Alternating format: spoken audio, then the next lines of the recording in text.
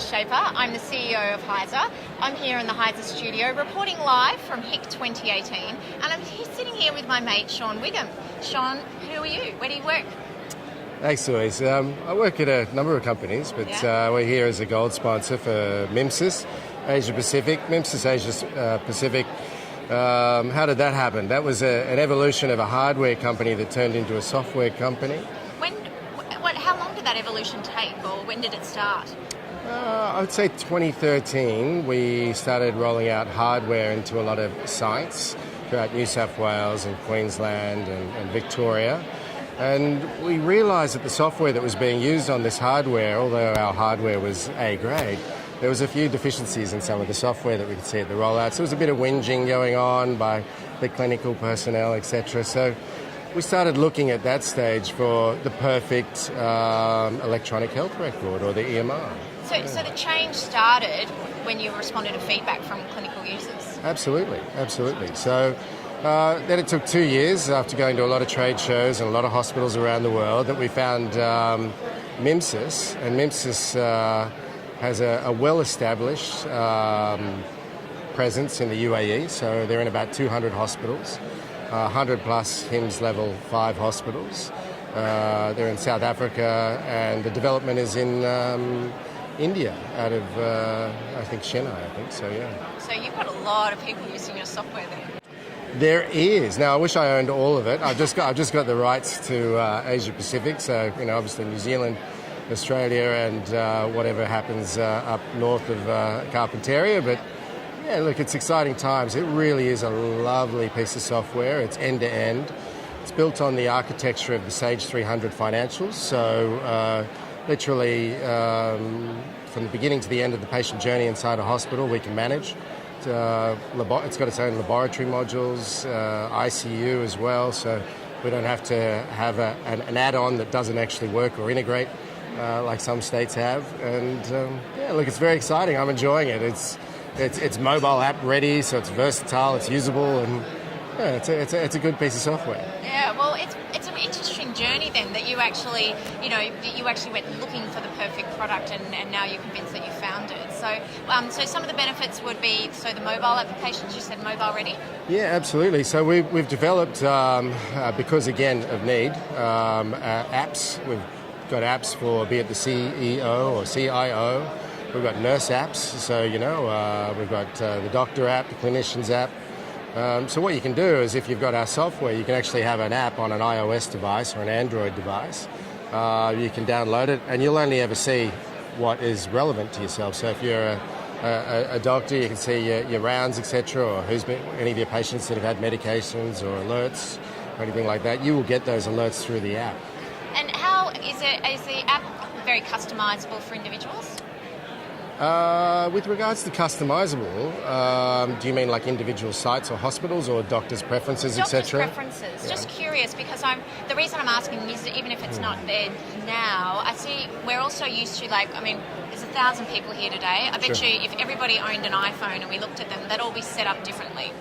So people do like their preferences, but in health, and people expect that, but in healthcare, there's a reason that we have standards in place, and they revolve around quality and safety and good UX. So so I just thought I'd see what you thought about those aspects. Yeah, look, I think, and that's a great question actually. I think I'm doing a talk tomorrow on patient engagement and should you bring your own device or not. There's an argument for bringing your own device, but I think what you're saying is standards and protocols. It's important to have a device there ready for the patient. But I think for customization, absolutely. We've got 120 software developers.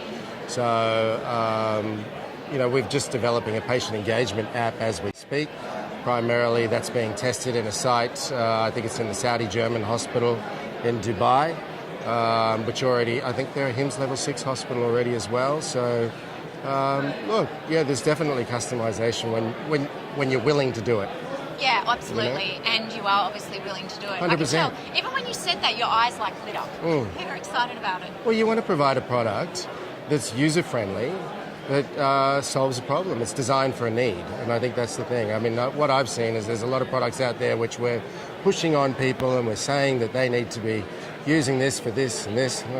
That doesn't work for me. You need to really listen listen to the market, you need to listen to your customers, and then you provide the most ideal platform for them to be able to do the jobs. And what are you most excited about for MIMSIS in Australia now? As I briefly mentioned before, we've just got our first site, so that integration's going on right now, and touch wood's going well. We're looking for, we don't want to grow too rapidly. I think I'm building my own internal implementation team as we speak, and we also use the resources of Sage and of MIMSIS over in the UAE.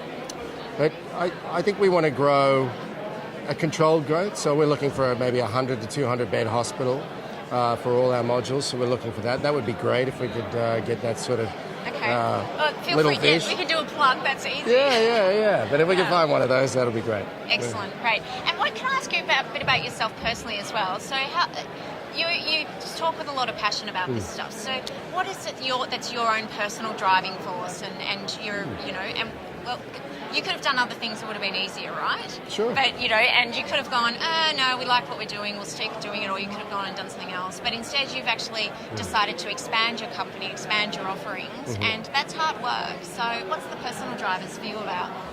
Look, I've been in healthcare personally, probably about eight or 9 years, but my father owned a lot of healthcare companies, so I've been in healthcare for 40 plus years. Work out my age there. I remember I even got taken for my 21st birthday to Medica in Germany. So look, really? Yeah. Look, was he a doctor, your dad, or? No, he wasn't. He worked in medical gases. So he owned a company. I won't plug it, but he sold it to another big American company recently. But he'd brought operating tables and pendants. I think he was the first person to bring pendants, surgical pendants to Australia.